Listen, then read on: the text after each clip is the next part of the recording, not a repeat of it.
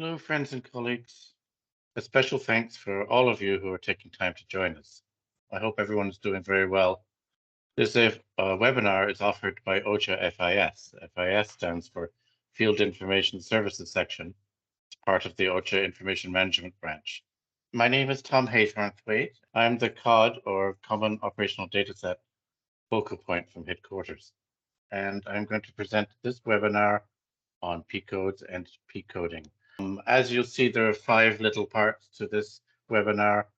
So let's begin. After what are P-codes? How do they help humanitarian coordination? How do we create P-codes? How do we encourage P-code use, which is what I think may be the most important part of this, and questions and answers if there is any interest. So what are P-codes? P-codes are unique identifiers assigned to each administrative unit. They should be alphabetical, and every administrative unit should have their own one. By administrative unit, that's a way of avoiding the word district or region, because sometimes a region in one place is at a different administrative level in another. But an administrative unit is our generic word. For instance, it could be California is an administrative level 1 feature in the United States, or Quebec is an admin 1 feature in Canada. P-codes should be hierarchical, which we'll discuss more of. P-codes are provided to you in the operational datasets. There's actually a spreadsheet containing the P-codes within the admin boundaries dataset and within population statistics datasets, and they should be used whenever we're using common operational datasets. But just as important, or more important, P-codes should be spread out and infiltrated and used in all humanitarian datasets, at least those that have a spatial aspect, as we'll try to discuss more. Here's a fictional example. This is the country of Simland. Some of you know Simland because we use it in our impact training. Others may discover it in the future. So Simland is a pretend country at administrative level 0, which is the whole country. It has a P-code, which is SX. These country P-codes are normally alphabetical, or they should be alphabetic. They normally correspond to international standard codes. And by the way, SX isn't a real one, so we could use it for Simland. To show the hierarchical nature of P-coding, then I'll point out that Simland has 3 administrative level 1 units. One of them is called Bertistan, and we've given it P-code SX01. Bertistan, if we zoom in on it, has itself, I think it's 1, 2, 3, 4, 5 administrative level 2 features. This one highlighted is called Magabad, coded SX0106. If we zoom into Magabad, it has itself 2 features. Now, my map symbology isn't clear, but the features sort of left and right are the only 2 in Magabad. This one selected is Kashabad, SX010601, and there's a zoom in for that. So we've gone through drilling down in this country of Simland to more and more detail through 4 administrative levels, and we have found we had the P-codes SX, then SX01, SX0106, SX010601. Each P-code is containing the P-code of its parent. If we had a code for Ontario in Canada, it would be made from, it would contain the code of Canada. So P-codes can be used to link the same places despite different or changed names, which I will elaborate on.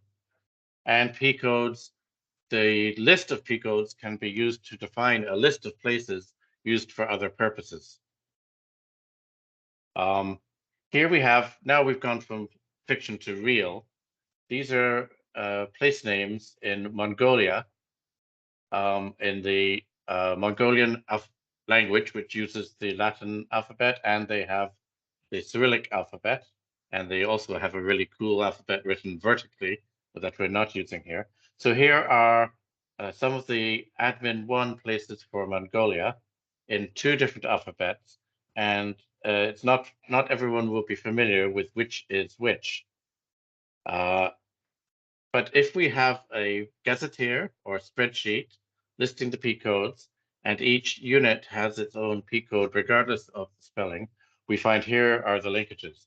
The top one on the left in Latin actually corresponds to the bottom one on the right in Cyrillic alphabet.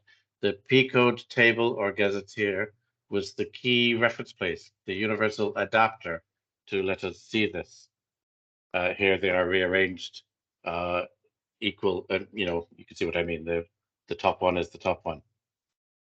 The gazetteers I've mentioned are as spreadsheets, distributed as spreadsheets in the CODs. And here's the example of Malawi. It's a spreadsheet, and there are 4 tabs at the bottom: admin 0, 1, 2, and 3. And so there's a tab or table for each administrative level. We will always see for administrative level 0, the country, obviously just one feature. And so the fields here, this particular gazetteer is created by ITOS, and it has its own styling. It's not my favorite, but the important fields that we're looking at are the admin 0 name, Malawi. Sometimes we'll see both or several languages, and the national code, MW. That's all we need to care about here. MW is the country code official for Malawi. When we go to the next tab, admin 1 tab, we see however many administrative level 1 features or units. There are 3 called central, northern, and southern. The admin 0 P code is repeated in that field that says admin 0 P code, and the admin 1 P codes are now introduced. MW2, MW1, MW3. As I've been emphasizing, these incorporate their parent. The parent of admin 1 is admin 0. The P code of admin 0 is MW. So the admin 1 P codes contain MW. This is the tab of admin 2. This now goes a bit further down than we see on the page. And as well as having all the parent or the parent and grandparent, 0 and 1, now is introduced the P codes for admin 2. And finally, we're at admin 3. Admin 1 has scrolled off to the right-hand side of the page, but 3, the blue admin 1 is still shown, admin 2 is still shown, and now highlighted in green are the admin 3s. So here there's a record for every admin 3 feature, and the hierarchy, which I'm emphasizing over and over, is maintained. If we have a gazetteer for a country, it is the best resource for making a list of places there that will automatically, by the nature of the gazetteer, follow the standards that we have acquired for the country. So to define a list of places, here's an example. This is a Kobo collect question demonstrating the Mongolian options. So people could select from this, and it would highlight or select one of the names and the P code. Here's the same thing with the Latin, showing the universality of this. So it's a demonstration of how, or just a suggestion of how the framework of any survey, any 3W system, any response monitoring can be built from the common operational data set, and therefore allowing interconnectivity and comparability between all humanitarian data processes. So how do P codes help with coordination? I know we're achieving this already. A bit of repetition here by linking unconnected data sets that have incompatible GIS formats, perhaps, different names for the same places. Differences could be just because there is more than one language. In Canada, we have 2 official languages, and so you may get a data set with an English name or a French name. If they're for the same place, the P codes are the link that let us link data sets together. Names may have changed over time, but if we relate retroactively names to old sets or new sets, this can be the link. If we have transliteration, for instance, from Arabic alphabet, Arabic is very good because it's phonetic, but there are 256 ways to write Muhammad in the Latin alphabet. So a P-coding system can avoid ambiguities that naturally occur. If there are GIS data layers that have different coordinate systems or any other cause for systematic incompatibility, the P-codes can be the common link. P-codes really let us structure humanitarian information for defining lists of places, as I've said, maybe defining sampling frames that a survey will use to maintain compatibility, and even can be intentionally used to avoid controversial naming systems, perhaps for cultural or political or related to wars. Naming can be controversial, but P codes can sidestep this. Here we have South Sudan, and I'm going to show how we can link population statistics to the administrative boundaries with P codes. It's quite straightforward. This map is the administrative level 2 level for South Sudan. Notice again, I'm not using the word gubernateur, I'm not using the word region, I'm not using the word district, because those names of levels are often ambiguous. Or if we think of the United States, we have 56 admin 1 features in the United States. 50 of them are states, but there are 4 territories and there is the District of Columbia, which is not a state. So using the word state, it's not only specific to America, but different in other countries, but state isn't even universal for all of administrative level 1. So the generic terminology can be more useful, less ambiguous, I hope, and even politically correct. Here are then the admin level 2 features of South Sudan. If we're using the GIS software, we can make a join or a link between the geographic features and a table that is provided with the population statistics code. And this dialog box on the screen is showing that the admin2 P code is the common feature that allows it to be possible. When you make the link in the GIS, the Geographic Information System, then the population statistics are joined to the admin boundary features. And here we can see that different age categories for sex and age, because we like to have sex and age disaggregated data. Those SAD, as I just said, data become linked in the system to each geographic feature, and we can make a map. Here's one common or preferred, encouraged map making system. Here, one dot represents 300 people in the category female, age 18 to 60. And so we can see 2 particularly dense areas.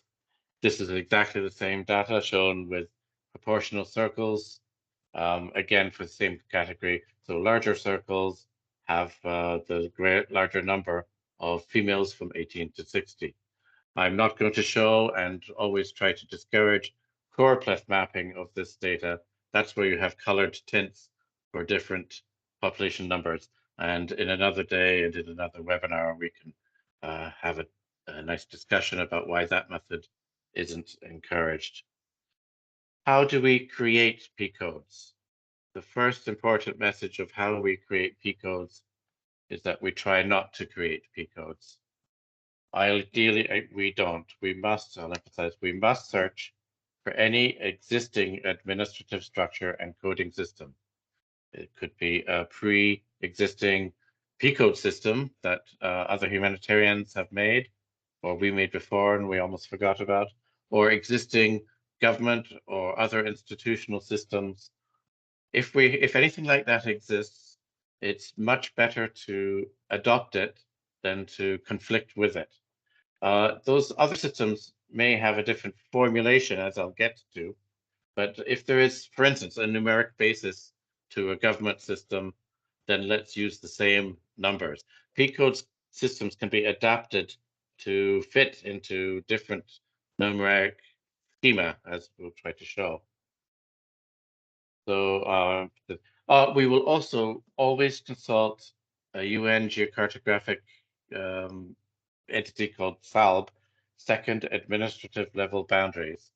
For some countries, they have acquired or reference from governments existing numeric systems. So this is another resource and also mandatory reference for P codes if available. But SALB does far from covering the whole world and even isn't always up to date. If there's no system, then we have the fun part. We can then create our own. P codes must be unique worldwide. We must ensure that every P code for country X is unique in the world and can never be matching a P code in another country. This is easy to prevent. P codes must be hierarchical, as I've shown 2 or 3 times already. The normal formulation of P codes then is 2 alphabetic characters, which are an official ISO standard country code, and then enough numeric characters to do the job.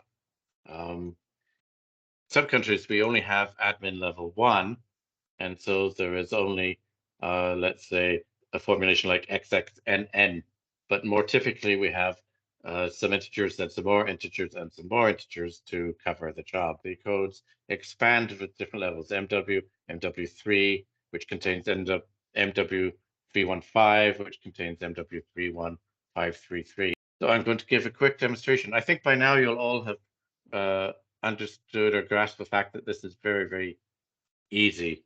This isn't the hardest thing we have to deal with. Okay, demonstration of P coding, Canadian administrative levels 0 and 1. Here is how the gazetteer spreadsheet would look if Canada needed to have CODs.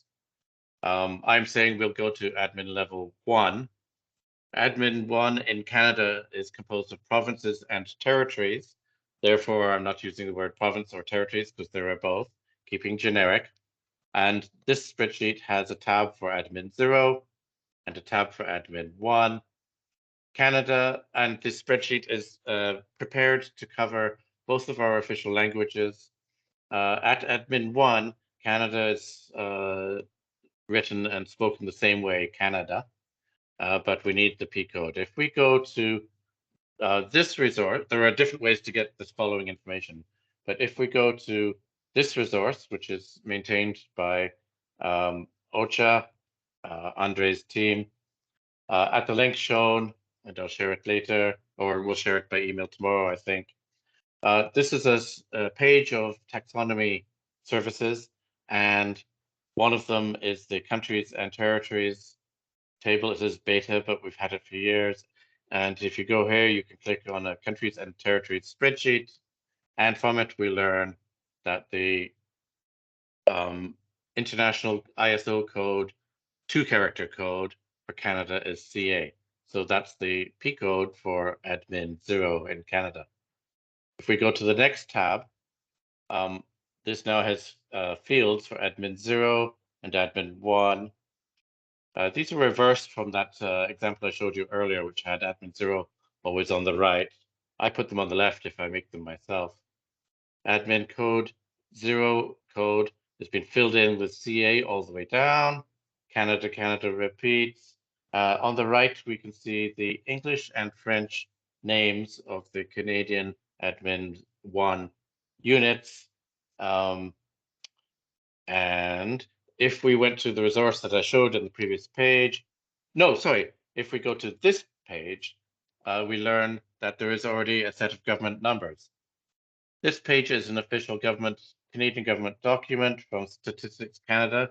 It's our Census and Population Agency. And this table lists the standard geographical classification code for Canadian provinces and territories. For instance, the Canadian province of Alberta has the code 48. And so I've built these red highlighted admin 1P codes with CA48 for the province of Alberta, following the principle of the hierarchy, following the principle of using an existing existing system. So how do we encourage P-code use? This, as I've said, is what I think could be the most important part of this webinar. To me, there are these three approaches. First, we should do everything possible to make P-codes available and discoverable.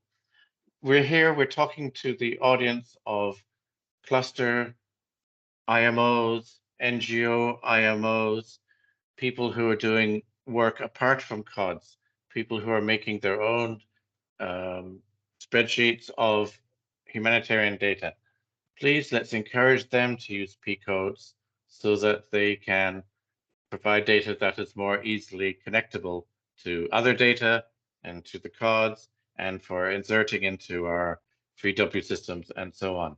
But to facilitate this encouragement we're giving to them, we have to make the P-codes themselves available and discoverable. As I've mentioned, they are provided as spreadsheets as well as being built into the GIS layers and being built into population statistics tables. Please spend all your days and nights advocating to all stakeholders to use P-codes for the reasons of compatibility I've mentioned, for reasons of avoiding ambiguous or changed or sensitive place names, or place names that have changed over time. Let's encourage everyone to do this more and more. We want to have success stories for P-coding, and we want to avoid missed opportunities. And as you do IMO work, engaging with the other stakeholders, please monitor where P-codes are provided, where they're not, and so that can feed back into this advocacy. That is the webinar. Are there any questions? And if there are questions, shall we see if we can find any answers? Over to the audience. Michael, hi, from Down Under. How are you? Yeah, I'm good, thank you. And thanks so much for your presentation. And we all hope that everybody in the humanitarian world will adopt P-codes. It would certainly make my life easier if they did. And by the way, for others on the call, I work with HDX. So we like seeing data that's interoperable. So P-codes would be and is a fantastic way to make data interoperable. My question is about the width of the numeric part of P-codes, because that's something, you know, that there is some confusion sometimes. I've seen times where people say the numeric part is just a 1, 2, 3, something like that. Sometimes people just put the 1, sometimes they put 0, 1, or 0, 0, 1 even, you know, all referring to the same you know, admin unit. So I just wondered why there isn't a sort of standardization of the width there on the numeric part as well. Thank you, Michael. Whenever anyone doesn't know the answer to a question, they often say, that's a very good question, don't they? That is a very good question, Michael. You're saying, and I don't think I will know an answer any better than one that I know, Michael, you could propose. I'll comment that extra width could ensure that you'll always be, well, sorry, extra width, unnecessary width might allow the standardization that you're referring to. It allows for future growth as well. I don't think anybody seriously would talk now about avoiding extra width to save file sizes. I think that was the last century, wasn't it? So I don't know better than this. I could touch on two other aspects without answering your question, because I don't think I know an answer. Two other aspects are that the P-coding that we're getting from existing systems in ex-Soviet states are very wide and also Indonesia may have done this, if I'm not sure. They're filling in to the full width for every level by putting extra zeros to the right. So quickly, if admin 1 had a width of 3, then it would be followed by 0, 0, 0, so that it looks and lines up vertically if you also throw in admin 2 for comparison. Another remark that you're hinting, or that you're reminding me of, Michael, is that in a discussion we had a little while ago, there was discussion of putting underscores between the admin levels for human readability, which I like the idea of. But if you just ask Michael why we don't do this, I don't think I know. 2 more hands are up. I don't know if those people want to chip in on this issue or another. Santiago, what is your comment or question? Yeah, mostly one thing. In my experience with admin numbers, there's a very big difference between having an 01 and just a 1. The problem with the admin numbers here in Colombia, the admins that have been, like given by the National Statistic Department, is that the problem is that when you have a 01, it could be, like for for Excel or for some kind of language, being treated as a string. Yeah, and that's a problem because it's very different to have a 1 and a string that is a 01. So in my case, it could be very confusing to have that 01. I would prefer just 1 because it could be taken as a string or as a number, as an integer. So it could be it's most easily for programming languages or for example, Excel to interpret that information. It's how I see it. Santiago, muchas gracias. Of course, you're right. This can be an ambiguity. And you've prompted me to mention something I forgot to build into the webinar. So I thank you ever so much. Another advantage of prefixing with the country codes, alphabetical country codes, is that they are then forcing the P code string to be only a string. I think you see what I mean. From then on, it is alphanumeric, but not purely numeric, and cannot, in fact, have any confusion in that way. Michael, we might circle back to you, Michael, to round this up, because you are the monarch for this type of issue. But Jose, will you jump in either on this or another aspect? I introduced Jose Poirier. Hi, thank you so much, Tom, for the presentation. Actually, Kunal had their hand up before me, so let me maybe give them a chance to come in. Thank you, Josie. Just a quick question, Tom. The example that you use for mapping using the P codes.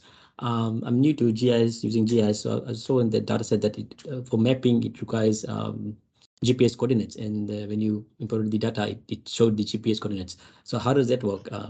Does the GIS software automatically gets the GPS coordinates based on the P codes? Or?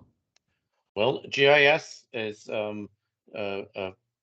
always a combination of geographic features or some sort of digital description of the shape of the feature. The feature might be a point or a line or an area or polygon. You saw some coordinates in a rather poor example that I showed where the GIS attribute table contains those coordinates. GIS has to think about coordinates, but it doesn't always ever have to show them. I'm not really answering you again, Kunal. We could go on another day into more of the GIS functions. I will try to say something hopeful by saying that the P codes are, when P codes are established and when P codes are available to be referred to, they let us sidestep the geographic or GPS coding. I'm confident that I have not really answered your question. maybe come back to me after for more. Sure. Simple response is P-coding lets us ignore the technical geographic aspect of a feature in GIS. Does that bring us now? Do we go back to Jose? Thank you, Kunal. Maybe actually, if you would be building on that comment, I was just wondering in terms of whether there is the equivalent of a versioning for P codes. So as or maybe that's all I need to say to get you started. But yes, just wondering how we accommodate for changes over time or reconcile any changes that might have occurred over time. Thank you. Thank you very much for asking that. Of course, it's a good question, but this time I think I know part of an answer. Also, Michael, I will bounce to you soon, but I'll try to address it. Jose is asking how or whether P codes adapt to a change in the geographic structure or administrative structure. Some other agencies are using, well, here's a whole other debate or discussion over the fact that some other agencies, UN agencies, are not using the P codes that we have here. And some of those agencies are putting version numbers at the end of their P codes. And so that version 1 evolves into version 2, and you know that the current one and version 1 with differences can also be referenced. I don't want to call them OCHA P code system. That's a misnomer. We want to talk about the humanitarian P codes that are established by consensus at information management working group levels. Those P codes that we've been chatting about just stay stable where a feature has stayed stable. If a feature has been split because let's say Southern California splits from California, the best approach is probably then to give a new P code to both features and retire the old one. That's a bit ambiguous. We have had cases where one split from another, the new entity gets a new P code, but the old one that kept its old name retains a P code. One very firm rule, though, is that a P code must never be reused for an entirely different place. Michael, do you want to add on to anything for this interesting question or the previous interesting questions, Michael? I think we have some level of versioning, don't we, with the CODs? I seem, I seem to recall we've certainly added this feature into HDX to accommodate some versioning that's coming with the CODs. I don't know. Do you have anything to say on that? First, I'll say you're right. About 94 countries out of the 160 odd countries that have CODs, common operational data sets, come under our enhanced system with value added by ITOS, an agency in the United States. And ITOS is creating and maintaining available older versions of each COD as CODs change. Yes, but the fact that they maintain older ones doesn't directly say yes or no to whether P codes evolve or have a systematic way of dealing with the past. Let's say that we were handling P coding of change systems badly. ITOS would therefore still be showing older versions with the badly managed changes. Any changes to P codes aren't inherently built into the versioning. They are just as P codes appear in each snapshot, for better or for worse. Over. So it's kind of like a history, really, of the changes. Yeah. Yes. So, Michael, if we did a poor job of coping with a change to the structure, ITOS would faithfully record and maintain that poor job as it is at the moment. So, Jose, we have some rules. Janet Callaghan, my boss, was the first to write this. The golden rule was don't reuse a P code. Another aspect, going back to Cornell's, or sorry, forgotten whose question is. Oh, yes. Anyway, the alphabetic prefixes are ensuring that these are strings and can't be manipulated and misconstrued by mathematics. Are any other hands up, or are there more comments and contributions?